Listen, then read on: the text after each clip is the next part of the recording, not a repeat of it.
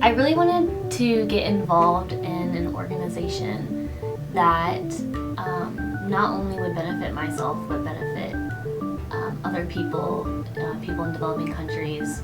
I knew I always wanted to travel, I always wanted to help people internationally. I was hooked instantly on GPE. I was like, I have to do this. Like, there's no other organization that describes what I want to do in college more than this. It made me feel like this is something that I can be part of, and hopefully I can grow and see and learn from the individuals that are already part of the organization. So I've been involved in all different kinds of committees, and I've kind of just, I guess you could say, rose, or, kind of climbed the ladder in GPE, is going from a regular member to next year being one of the co-directors. It's just so great because I came in as a freshman and I've watched the organization grow and me grow through it as well. As soon as he pitched the project and I got to know a little bit more about what he wanted to accomplish in Rwanda, I knew that that's exactly where I wanted to go and what I wanted to do. You are out of your comfort zone and you're teaching the kids and you're living a whole different atmosphere. It gives you time to think about really what you want to do in life, what you feel, how you see yourself as an individual, and how you can create a sustainable impact or change around the world.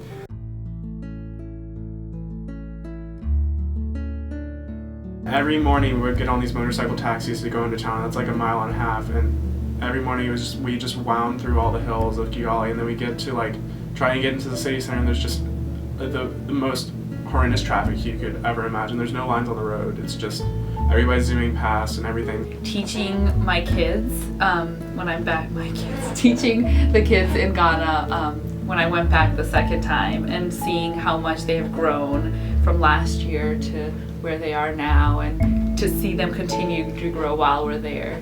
I would say my most memorable moment in GPE was being able to interact with the students on the Rwanda project last year. Getting a chance to learn from them, learn about their experiences, their concerns about starting a business, what they wanted to do with their lives, and how they wanted to make a change in their community. It really made me cognizant of how people outside of my experience and outside the United States, they live, they look at issues, they process information and make decisions.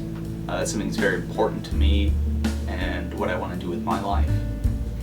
I remember when I was in Cambodia, it was my last week of teaching, and we had a little party for all of our students, and they kept bringing me pictures, drawings of myself and drawings of them, and saying, "I love you, teacher, I'm gonna miss you."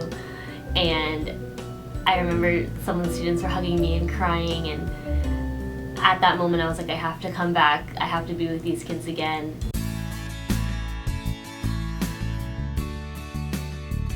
Being project director right now and having to be in charge of a group of students and making sure that we all make it to the other side of the world safely, and that we carry out this project that we have planned successfully, help me grow as a leader. And then also having to be a director this coming year is going to challenge me to be an even better leader and even a better communicator. When I first told my parents that I was going to Ghana and I was going to be taking bucket showers, and they were like, "You're not going to be able to survive there. Like, if we know anything about you, you can't take bucket showers. I'm so picky about eating." Like, I'm like, "No, I don't really like my green beans touching my meat." They're like, "How are you going to eat this foreign food? How are you going to make it there?" And I loved it there. Like, I loved the food, I loved the culture, I loved the bucket showers, I loved hand washing my clothes. It was a completely different experience. So I think through it, I grew so much as a person. It opens your perspective to so many things. You forget how lucky and the opportunities we have in the United States, and we sometimes take that for granted. So being abroad really freshened my mind and freshened me who I am, who I want to be, what I want to become, and why I do everything I do. So I guess I secured what I've really wanted, well, what I'm planning to do at least the next 15 years of my life, doing global development through better access to financing programs. So I guess going to Rwanda, it gave me the experience of working with people in the developing world and seeing firsthand what kind of problems they have. Number one basically was a lack of access to finance to even start businesses. So because of that, and because I'm pretty good with money and I enjoy global financial systems, I'm going to graduate school in Glasgow, Scotland for finance and economic development. I really think that it's an experience that captivates people and gets them excited about helping others. They see that students can develop these projects, they can take them from simply an idea to something that can benefit communities in lasting and sustainable ways.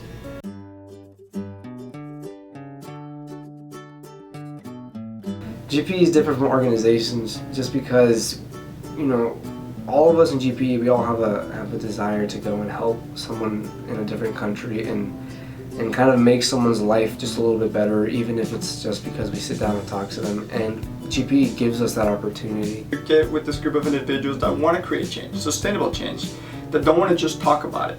I think a lot of organizations talk, but in Global Peace Exchange, you see action from the second you walk in.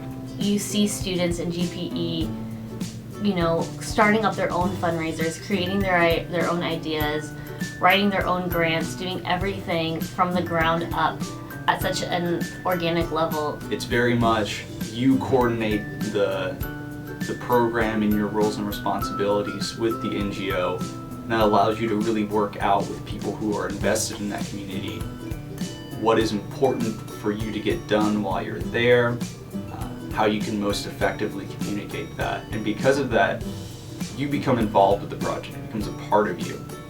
And that makes you more willing to take initiatives to make it more sustainable and long-lasting. Understand how you fit in the greater scheme of that community's future. We're also an international nonprofit organization that sends like 16 undergraduates abroad to do sustainable development projects in other countries. We have a yearly running budget of about $32,000. I don't think any other student organization can say that.